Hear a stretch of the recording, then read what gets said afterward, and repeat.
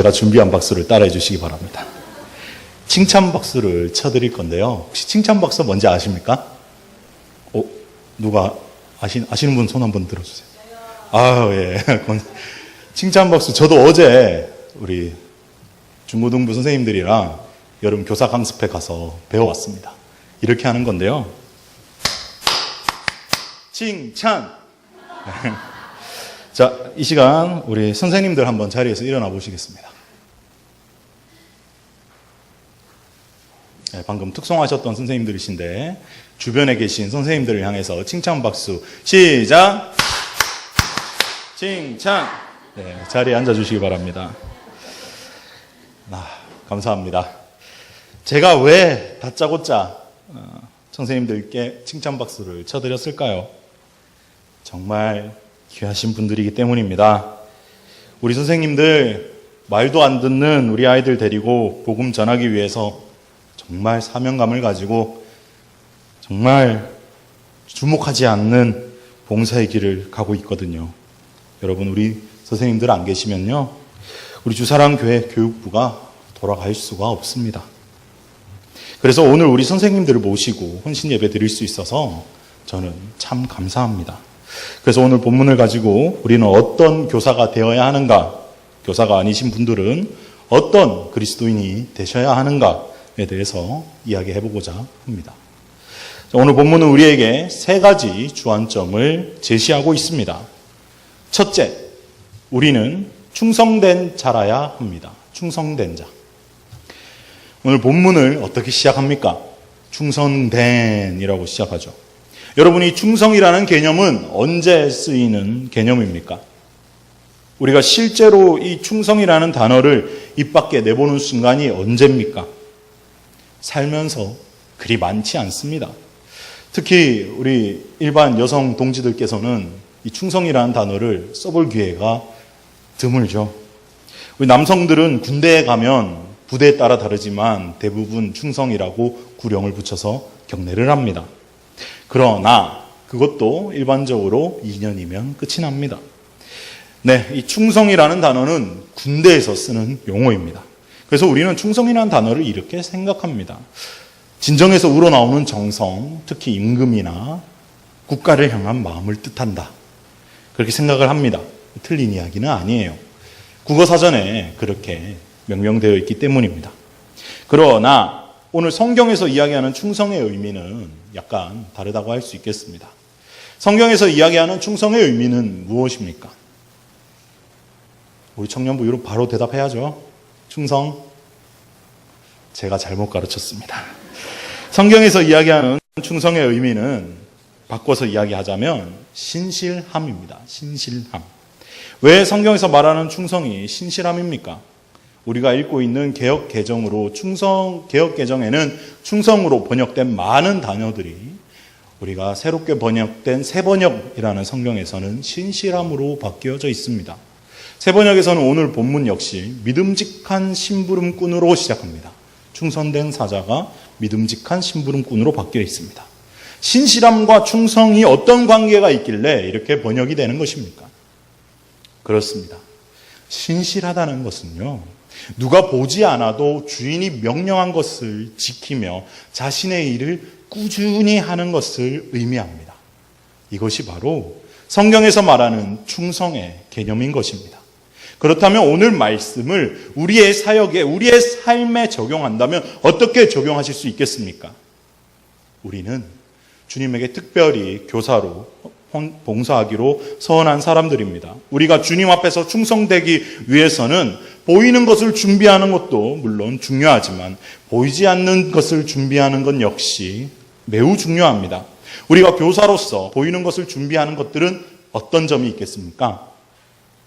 먼저 주일 예배에 출석하는 것일 겁니다. 아이들과 함께 공과 공부를 진행하는 것, 예배 시간에 마음을 다해 예배를 드리는 것, 이런 것들은 눈에 보이는 것이며 이것이 중요하지 않다라고 이야기하는 것이 아닙니다. 이것도 매우 중요한 부분이지만, 그러나 정말로 우리가 교사라면 보이지 않는 곳에서도 역시 그리스도인의 자세로 살아야 한다는 것입니다. 예를 들면 어떤 것들이 있겠습니까? 우리 주사랑교회 교회 학교 선생님들은 그러지 않으실 거라고 믿겠지만 일주일 내내 세상에서 다른 일을 하다가 공과책 한번 펴보지 않고 주일날 와서 공과책을 펴보는 것, 이거는 신실한 일이 아닙니다. 아이들에게 기도 제목을 받았는데 말로는 기도해 줄게 해놓고선 실제로 기도하지 않는 것, 이것도 역시 신실한 것은 아닙니다. 충성된 자세가 아닙니다. 누가 알 수 있는 부분이 아니죠. 철저하게 나 자신과 하나님과의 관계입니다. 그래서 교사는 먼저 자신이 바르게 하나님 앞에 서야 할 존재입니다. 방송실 마이크 볼륨을 좀 내려주세요. 누가 보지 않아도 교사로서의 소임을 다하기 위하여 경건의 훈련을 해야 하는 존재가 바로 교사인 것입니다. 그것이 바로 성경이 말하는 충성된 자의 표본이자 우리의 본래의 모습이어야 한다는 것입니다. 왜 그렇습니까? 우리는 우리의 영적 자녀들에게 복음을 전하는 모범이 되어야 하는 존재이기 때문입니다. 우리 속담에 이런 말씀이 있습니다. 아이들 앞에서는 냉수도 못 마시겠어. 아이들은 우리를 보고 배우고 따라하는 존재이기 때문입니다. 그래서 저는 오늘 저와 여러분 모두가 주님 앞에서 신실한 그리고 충성된 자가 되길 소망합니다. 그렇다면 우리가 어떻게 해야 충성되고 신실한 교사가 될 수 있겠습니까? 단 한 가지를 기억하시면 됩니다. 따라해 보겠습니다. 코람데오. 이 코람데오가 무슨 뜻입니까? 하나님 앞에서라는 뜻입니다. 우리는 종종 하나님은 저 멀리 있는 존재라고 생각하며 살아갑니다. 그래서 내 마음대로 살아가는 죄를 범하고는 합니다. 그러나 기억하십시오. 하나님께서는 절대 저 멀리서 우리를 방관하시는 분이 아니십니다. 그는 언제나 우리 문 앞에 서 계시는 분이십니다. 여러분, 요즘 우리나라에서는 방범의 효과를 높이기 위해서 전국에 CCTV가 가동 중입니다. 그뿐만이 아닙니다. 주차된 자의 블랙박스를 또 사용하는 수사 결과도 있습니다. 그 결과 길거리에서 일어나는 상당 수준의 경범죄가 감소되었다는 연구 결과가 있습니다. 왜 그렇습니까? 누가 지켜보고 있다는 의식이 있기 때문입니다. 저는 이 의식을 우리가 가져야 한다고 생각합니다. 누구 앞에서요? 하나님 앞에서요. 우리도 마찬가지입니다. 우리는 항상 하나님 앞에 서 있다는 생각을 하게 되면 우리가 바른 길로 걸어가지 삐뚤한 길로 걸어갈 수가 없습니다. 우리는 신실하신 하나님을 닮아가야 할 존재입니다. 왜 그렇습니까? 그분이 우리 아버지시고 우리는 그분을 닮은 자녀이기 때문입니다. 충성, 즉 그 신실함은 하나님의 성품입니다. 하나님의 임재가 어디에 머무르는지 내 삶을 이끌어 가시는 하나님의 음성에 민감하게 반응하다 보면요, 하나님의 임재에 중독되다 보면요, 자연스럽게 우리는 하나님의 성품을 배울 수가 있고 따라할 수가 있습니다. 하나님의 성품은 스며드는 것입니다. 왜 그렇습니까? 하나님의 임재는 묻어나는 것이기 때문입니다. 여러분, 기름에 쩔었다라는 표현 아시죠? 하나님의 임재도 마찬가지입니다. 하나님의 임재에 푹 절여지게 되면 누가 봐도 저 사람은 하나님의 임재에 속한 사람이구나라는 것을 알 수 있습니다. 그래서 저는 우리 모두가 하나님 앞에서 충성된 자라는 칭찬을 듣는 저와 여러분이 되시길 소망합니다. 둘째로, 우리는 보내심을 받은 자, 이 보내심을 받은 자라는 것을 기억해야 합니다. 오늘 본문에 충성된 뒤에 오는 단어가 무엇입니까? 사자입니다. 사자. 보내심을 받은 신분운꾼이라는 뜻입니다. 저는 그 무엇보다 이 보내시기 위해서는 우리를 부르셔야 하죠. 즉, 이 보내신다는 말은 우리를 향한 주님의 부르심을 한번 점검해 봐야 할 필요성이 있다고 생각합니다. 우리는 어떤 부르심을 받았습니까? 어떤 보내심을 받은 자들입니까? 무너져가는 이 시대에 하나님의 나라를 선포하며 주님의 어린 양들에게 복음을 전하며 양육하는 자로 부르심을 받았고 또한 보내심을 받았습니다. 이 보냄을 받았다라는 말이 중요합니다. 우리가 이곳에 있는 이유는 우리 스스로의 선택 같고 우리가 우연히 이곳에 온 것도 아니고 우리가 그냥 발걸음을 해서 습관적으로 온 것도 아닙니다. 우리는 철저히 주님으로부터 이곳에 보냄을 받은 자들입니다. 내가 내 스스로 이곳에 왔다라고 생각하는 순간 내가 하기 싫을 때 그만둘 수 있습니다. 내가 오기 싫을 때 오지 않을 수 있습니다. 그러나 로마서 11장 29절에 하나님께서 이렇게 말씀하셨습니다. 하나님의 은사와 부르심에는 후회하심이 없느니라. 여러분을 하나님이 부르신 것이라면 여러분 마음대로 그만두실 수 없다는 것입니다. 그렇다면 우리의 마음가짐은 어떠해야 하겠습니까? 우리가 주님의 어린 양들을 책임지는 목자로 부르심을 받았고, 특별히 이 주사랑 교회의 어린 양들을 여러분에게 붙이셨고 여러분들을 이곳에 보내신 분이 우리 주님이시라면 우리의 마음가짐이 어때야 하냐 이 말입니다. 보냄을 받은 자, 이 보냄을 받은 자를 조금 높여 부르면 어떻게 됩니까? 대사입니다. 여러분, 대사가 어떤 사람들입니까? 그 나라를 대표하는 사람입니다. 그들은 나라를 대표하는 사람들이기 때문에 그들의 행동 거지가 그 나라의 대표적인 행동이 돼버립니다. 그럼 우리는 어떤 대사입니까? 하나님 나라의 대사입니다. 여러분의 신분이 하나님 나라의 대사라는 겁니다. 그럼 우리의 마음가짐도 우리가 하나님의 나라를 대표하는, 아니 하나님을 대신하여 우리 아이들에게 다가가는 대사라면 우리가 어떤 마음으로 아이들에게 다가가야 하겠습니까? 먼저 우리가 하나님이 어떤 분이신지 알아야 하겠습니다.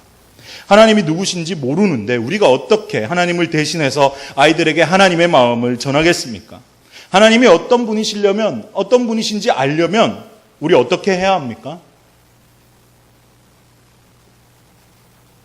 아무도 모르십니까? 하나님이 어떤 분이신지 알려면 날마다 하나님과의 교제에 목숨을 걸어야 합니다. 무엇을 걸어야 한다고요? 목숨을 걸어야 합니다. 왜 목숨을 걸어야 합니까? 대충 믿으면 되지. 대충 주일날 교회 왔다 가면 되지. 무슨 목숨을 걸어. 틀렸습니다. 목숨 거셔야 합니다. 왜 그렇습니까? 하나님이 먼저 목숨을 걸고 우리를 사랑해 주셨기 때문입니다. 우리는 하나님과의 교제에 있어서 때론 무신경할 때가 있습니다. 오늘은 좀 피곤하니까, 오늘은 좀 힘들었으니까 아이고 그냥 자야겠다. 하나님은 주일날 만나는 존재지. 여러분, 우리 주님께서는 하루 종일 여러분들을 기다리셨다는 사실을 아십니까? 여러분, 제게 편지 한 통이 왔습니다. 이 편지를 여러분과 나누고 싶어서 가져왔는데 제가 읽어드리도록 하겠습니다. 하나님으로부터의 편지. 오늘 아침에 사랑하는 내가 일어나는 것을 보면서 혹시나 어제 일어났었던 좋았던 것들에 대해서 너의 생각을 말하는지, 아니면 나에게 고맙다는 말을 하기를 기대했지만 너는 아무런 말이 없었고 나는 아침에 직장 갈 준비와 식사에 바쁜 너를 그저 바라보기만 하였단다. 또 한참을 기다려 내가 잠시 TV를 켜고 TV를 볼 때, 뉴스를 볼 때 잠시 멈추고 나에게 반가운 아침 인사를 할 줄로 생각하였지만 너는 여전히 TV에 시선을 고정한 채 출근 준비를 하더구나. 그리고 막 세면을 하고 나서 직장으로 나가기 위해, 학교로 가기 위해 벌떡 일어나는 것을 보고선 나에게 무슨 말을 하려나 생각을 하였단다. 그러나 너는 차 안에서, 지하철 안에서, 버스 안에서 핸드폰 메시지만 확인하고는 최근에 세상 돌아가는 것, 직장 동료들에 대하여 친구와 잡담만을 하더구나. 내가 오전 일과가 시작되어 여러 가지 일로 바쁜 동안 너를 하루 종일 기다렸단다.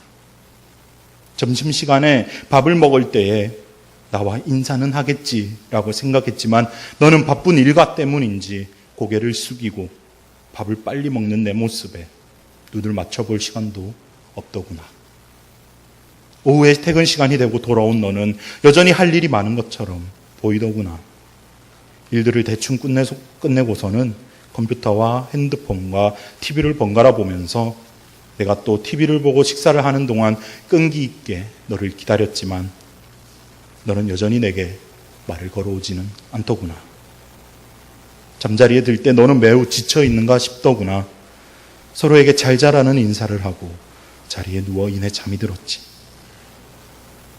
그러나 괜찮다. 항상 너를 위하여 어느 곳에든지 내가 함께 있다는 것을 네가 알지 못하더라도 나는 내가 생각하는 것 이상으로 인내심이 많은 뿐만 아니라 너에게도 다른 사람들에게 인내하는 법을 가르쳐주고 싶기 때문이다. 나는 너를 너무 사랑하기에 매일같이 내가 고개를 숙이고 기도를 하고 나를 생각하고 또 내 마음속에 감사의 마음을 조금이라도 가지는 시간이 있기를 기다리고 있단다. 그러나 나 혼자만 이렇게 일방적으로 말하는 것이 얼마나 어려운지 모른다. 네가 다시 일어나는구나. 다시 한번 내가 오늘 조그마한 시간이라도 나에게 허락하기를 사랑으로 기다린다. 잘 자거라. 너의 사랑하는 친구인 하나님으로부터.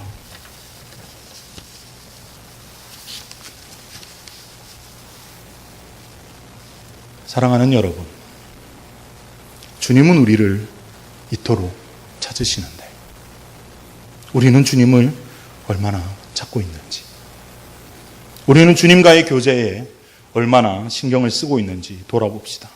그래서 우리가 하나님을 대표하는, 하나님의 마음을 전해야 하는 교사라면, 그리스도인이라면 우리가 먼저 하나님의 사랑을 깨닫고 느끼고 체험하시길 소망합니다. 그래서 그 사랑을 전하는 부끄럽지 않은 보냄을 받은 자가 됩시다. 마지막으로 교사는, 또 우리는 추수하는 날에 얼음 냉수와 같은 사람들이라는 것을 기억하십시오. 이스라엘은 추수를 한여름에 합니다. 언제 합니까? 지금 합니다. 오늘이 맥주 감사주일입니다. 오늘이 이스라엘의 추수날입니다. 이스라엘은 그래서 이 한창 더운 여름에 추수를 하기 때문에 이 더운 여름날에 얼음 냉수, 여러분 어떻게 생각하십니까? 생각만 해도 얼마나 시원하십니까? 그런데 저는 우리가 이 얼음 냉수와 같은 사람이 되어야 한다고 생각합니다. 무슨 말입니까? 지금이야 냉동 기술의 발달로 얼음을 보는 것이 너무나도 쉬운 일이죠. 당장 집에 냉장고 없는 사람이 없습니다. 그래서 얼음 냉수의 이 귀함을 모릅니다. 그러나 여러분, 이 잠언이 언제 쓰여졌는지 아십니까? 이 잠언 솔로몬이 쓰셨는데, 우리 솔로몬 선배님께서 쓰셨는데 언젠지 아십니까? 30년 전도 아니고요, 300년 전도 아닙니다. 언제입니까? 3000년입니다. 그 시대의 냉각 기술 상상해 보셨습니까? 자연에서 얻는 것 아니고서는 정말 드물었습니다. 그런데 이 한여름의 얼음 냉수, 그것도 추수하는 곳까지 무사히 녹지 않고 가지고 오려면 얼마나 귀하게 여기며 가지고 왔겠냐 이 말입니다. 이 말이 무엇을 말하고자 함입니까? 우리가 하나님 앞에서 신실하고 충성된 자로서 우리의 어린 양들에게 보냄을 받은 교사라면 하나님께서 우리를 얼음 냉수와 같이 귀한 자로 여기신다는 뜻입니다. 아멘 좀 해보십시오. 다시 하겠습니다. 하나님께서 우리를 얼음 냉수와 같은 귀한 자로 여기신다는 것입니다. 이것이 우리의 자존감입니다. 우리가 이것이 찾아야 할 정체성입니다. 우리는 흔히 사역 현장에서 아이들의 반응에 낙담할 때가 있죠. 그럴 때마다 우리 사역 자체가 부정당하는 것 같고 아이들이 나를 싫어하는 것 같고 교사를 하는 것이 버겁게 느껴질 때가 있을 것입니다. 우리 선생님들. 그러나 여러분 기억하십시오. 여러분이 하나님 앞에서 신실하고 충성된 교사라면, 여러분이 하나님께서 교사로 부르셔서 우리 주사랑교회에 파송된 하나님을 대표하는 대사라면 하나님께서는 여러분을 얼음 냉수와 같이 귀한 분으로 여기시며 사랑해 주실 것입니다. 하나님께서 여러분을 보기만 하여도 너무 좋아서 어쩔 줄 몰라 하시며 여러분을 기쁘게 부르시며 여러분을 향해 사랑의 노래를 부르시며 여러분에게 얼굴을 향하여 드사 복을 주시기를 원하며 언제 아멘 하실 겁니까? 주님의 얼굴을 여러분에게로 비추사 은혜 베푸시기를 원하며 언제나 어디서나 여러분을 사랑하시며 여러분을 너무 사랑해서 죽기까지 하셨습니다. 여러분, 실제로 그렇습니다. 주님이 이 땅에 오셔서 한 일이 무엇입니까? 주님께서는 길 잃은 어린 양 한 마리를 찾아 헤매이는 목자의 심정으로 우리의 사역을 감당하셨습니다. 그 마음 우리가 잘 알지 않습니까? 우리가 그 길 잃은 어린 양 한 마리를 주님께로 돌아오게 하는 사람들 아닙니까? 어찌 주님께서 여러분을 귀하게 여기지 않으실 수 있겠냐 이 말입니다. 주님의 길을 걸어가시는 여러분입니다. 그렇다면 앞으로 우리의 마음가짐이 또 어때야 하겠습니까? 항상 우리의 정체성을 마음에 새기는 것입니다. 아이들의 반응에 무너지지 않기로 선포하십시오. 오직 하나님이 여러분을 어떻게 생각하시는가에 따라서만 내 자신을, 정체성을 결정하기로 결단하십시오. 사랑하는 주사랑교회 교사 여러분, 그리고 성도 여러분, 우리는 주님에게 충성된 자가 됩시다. 누가 보지 않아도 복음을 위해서 살며 누가 알아주지 않더라도 이 길을 신실하게 걸어갑시다. 또한 우리 주님으로부터 교사로 부르심을 받았다는 것은 우리는 역시 날마다 이 주님의 부르심을 확인하며 주님께서 이곳에 주님의 양들을 위해서 우리를 보내셨다는 사실에 자부심을 가지며 하나님께서 그런 우리를 추수하는 날에 얼음 냉수와 같이 귀하게 여기신다는 사실에 감사하며 우리 주님의 마음을 시원케 해주시는 교사 선생님들과 사랑하는 성도 여러분 되시길 소망합니다.